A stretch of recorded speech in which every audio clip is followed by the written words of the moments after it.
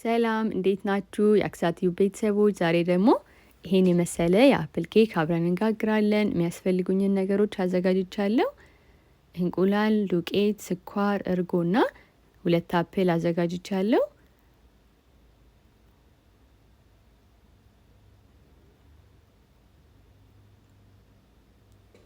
መጀመሪያ 3ቱን እንቁላልና ግማሽ ኩባያውን ስኳር አድርጌ በደንብ አድርጌ መታዋለሁኝ። ያው እንደምታውቁት እንቁላልና ስኳር መጀመሪያ በደንብ ብንመታው ጊዜ ካለን ደግሞ የፈላው ውሃ ላይ እቃውን ከላይ አስቀምጠን ማለት ነው ድስታችን ላይ ከላይ አስቀምጠን ብንመታው በደንብ ቆንጆ ይሆንልናል ኬኩ።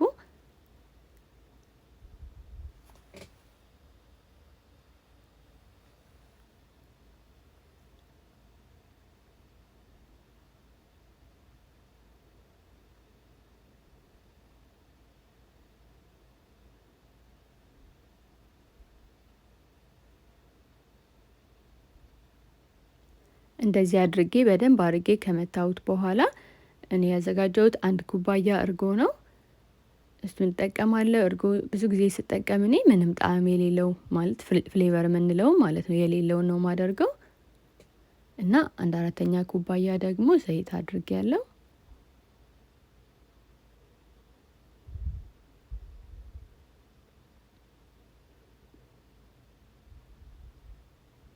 ይሄን እንደዚህ አድርገን በደንብ ካዋሃድ ነው በኋላ ዱቄታችንን 2 ቦታ ከፍለን ነው የምናደርገው። 3ም ቦታ ጊዜ ካላችሁ 3ም ቦታ ትንሽ ትንሽም እያረጋችሁ ብታዋህዱት ቆንጆ የሆነ ኬክ ታገኛላችሁ። ለጣዕም ደግሞ የሎሚ ፍቅፋቄና ቫኒላ አድርጌያለሁ።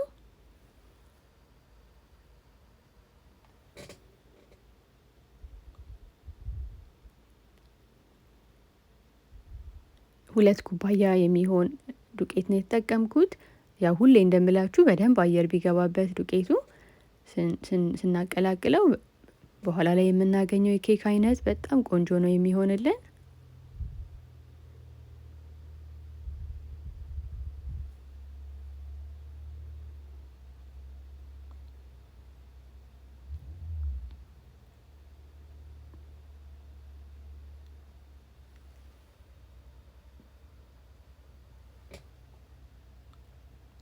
ሁለተኛውን ዙር ደግሞ ሳደርገው 1 ማንኪያ ቤኪንግ ፓውደር ሞላ ያለ ማንኪያ ነው ግን ማድረግ ያለብን አድርጌ በደንብ አድርጌ አዋህደዋለሁ።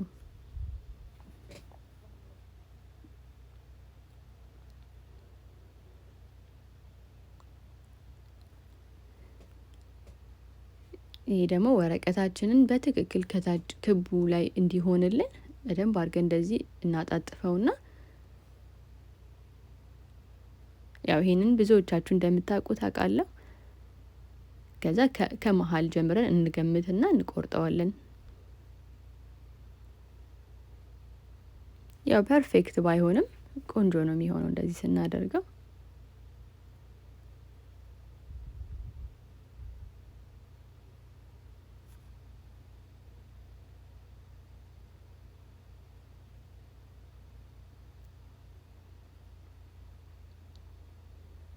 ትንሽ ዘይት ቀባዋለሁ። እኔ ይሄንን ኬክ ብዙ ጊዜ ስሰራ አፕሉን ከቆራረጥኩኝ በኋላ ከዚህ ካዘጋጀሁት ከኬኩ ሊጥ ጋር አንድ ላይ አድርጌ ደባልቄ ነው የምጋግረው። እስኪ ዛሬ ደግሞ ከላይ እንደረድረው ብዬ ነው እንደዚህ የሰራሁት።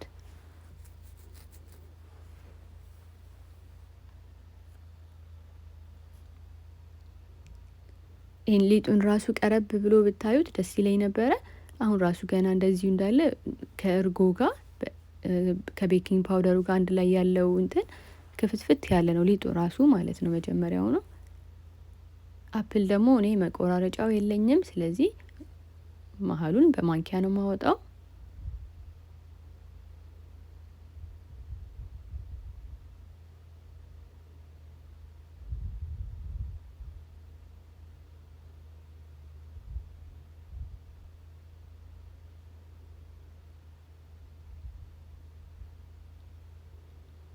እንደዚህ አድርጌ ሁሉንም ከታትፌ ደግሞ መለሳለሁ። ያው አዘጋጅቼዋለሁ። አሁን አፕላችንን እንደፈለግን አድርገን እንደምንወደው አድርገን እንደረድረዋለን ማለት ነው።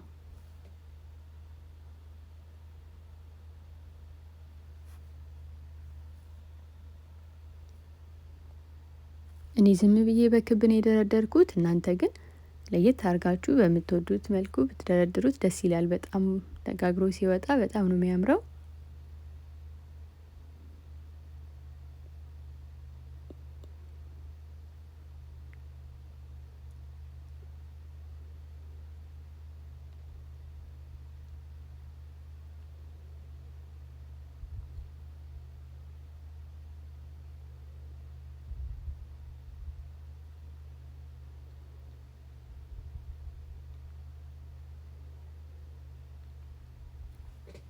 ይህንን አሁን እያዘጋጀሁኝ ኦቨኔን 350 ዲግሪ ላይ ለኩሼዋለሁ። ቢያንስ ለ40 ደቂቃ የሚሆን ነው ማበስለው። ያው እያየን እንደ ኦቨናችን ስለሚለያይ እንደ ሙቀቱ ማለት ነው። ይሄው አሁን ኦቨን ውስጥ አስገባዋለሁ። ይሄው እንደምታዩት ከ45 ደቂቃ በኋላ እንደዚህ የሚያምር ሆኖ ወጥቷል። ትንሽ ደግሞ ለከለር የተፈጨ ስኳር ከላይ አደርግበታለሁ።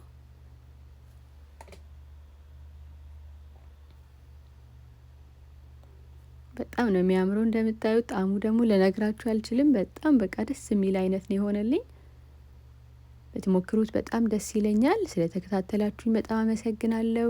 ቤተሰብ ያልሆናችሁ ሰብስክራይብ አድርጉ፣ ቤተሰብ እንሁን። በሌላ ቪዲዮ ደግሞ እስከምንገናኝ ድረስ ሰላም ሁኑ። ሰፖርት ስለምታደርጉኝ ሁሉ በጣም አመሰግናለሁ።